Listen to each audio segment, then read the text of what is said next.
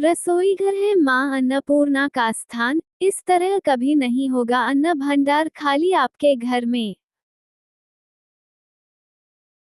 वास्तुशास्त्र के अनुसार घर में सजावट के रूप में रखे हुए चीनी मिट्टी, पीतल या अन्य धातु के बने हुए नक्काशीदार बर्तन भी घर में या शोकेस में खाली न रखें। साथ ही किचन में भी बर्तन, उपयोग की वस्तुएं या उपकरण टूटे फूटे नहीं होने चाहिए।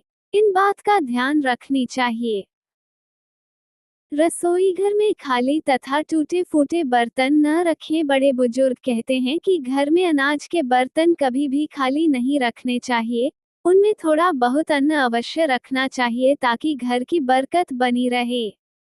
अन्न भंडार का खाली होना धन की कमी का सूचक है। अतः वास्तुशास्त्र के नियमानुसार अन्न भंडार के खाली हो चुके बर्तन, कनस्तर,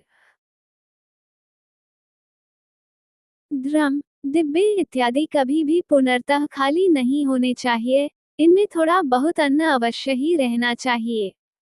खाली बर्तन न छोड़ने का निर्देश वास्तु में इतना अधिक है कि घर में पेड़ पौधे लगाने वाले गमलों को भी खाली नहीं रखना चाहिए।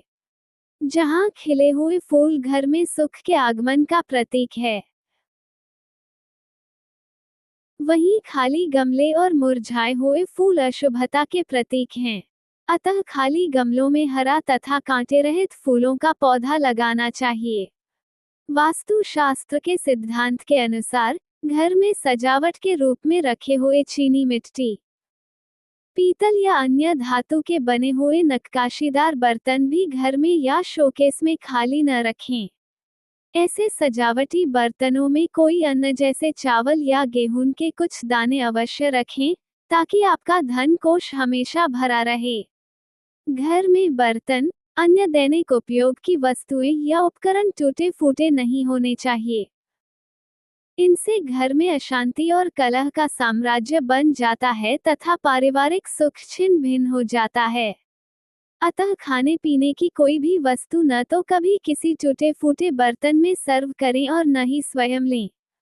किचन में अग्नि और पानी पास पास न रखें। किचन में सिंक और गैस चूल्हा हमेशा एक दूसरे से दूर रखना चाहिए, क्योंकि सिंक जल तत्व और चूल्हा अग्नि तत्व का प्रतीक है।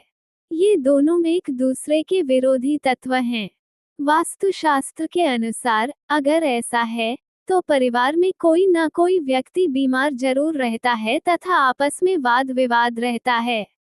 यदि किचन में गैस चूल्हे के ऊपर किसी अलमारी या स्टैंड में पानी से भरा बर्तन रखा है, तो घर में कलह का साम्राज्य रहता है।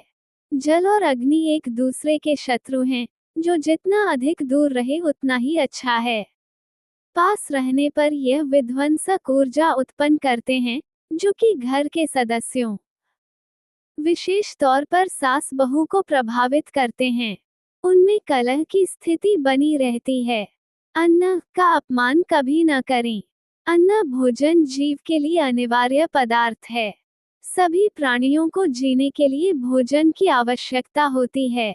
दिन रात मेहनत करके बड़े भाग्य से अन्न नसीब होता है, इसलिए अन्न का जाने अनजाने में भी कभी निरादर नहीं करना चाहिए। अन्न का अपमान करने से घर की बरकत समाप्त होने लगती है। आपके घर में मां अन्नपूर्णा की कृपा सदैव बनी रहे, इसके लिए हमेशा कोशिश करें कि जितनी जरूरत हो उतना ही भोजन ग्रहण करें। भोजन जूठा छोड़ना या भोजन की भरी हुई थाली छोड़ देना अन्न का निरादर है। दहलीज पर बैठकर भोजन कभी भी नहीं करें। बेडरूम में भोजन करने से बचें। ये धन नाशक और रोगकारक है।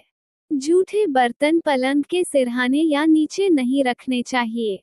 घर में सुख शांति का वास और परिवार में कलह से बचने के लिए घर के सभी सदस्यों को एक साथ भोजन ग्रहण करना चाहिए। भोजन करते समय नजर दोष से बचने के लिए जल से थाली के नीचे त्रिकोण बना लेना चाहिए। भोजन जीवन में तृप्ति का द्योतक है। भोजन के लिए व्यक्ति सारा जीवन प्रयत्नशील रहता है। इसलिए प्रत्येक दिन भोजन करने से पूर्व तथा भोजन करने के पश्चात मां अन्नपूर्णा का स्मरण कर उन्हें धन्यवाद देना चाहिए तथा अगले दिन उत्तम भोजन प्राप्त होने के लिए प्रार्थना करनी चाहिए। इससे अन्नदेवी अन्नपूर्णा की अनुकंपा बनी रहती है। साथ ही सुबह घर के जब खाना बनाया जाता है तो पहली रोटी गाय की निकालनी चाहिए तथा अंतिम रोटी कुत्ते के लिए निकालनी चाहिए।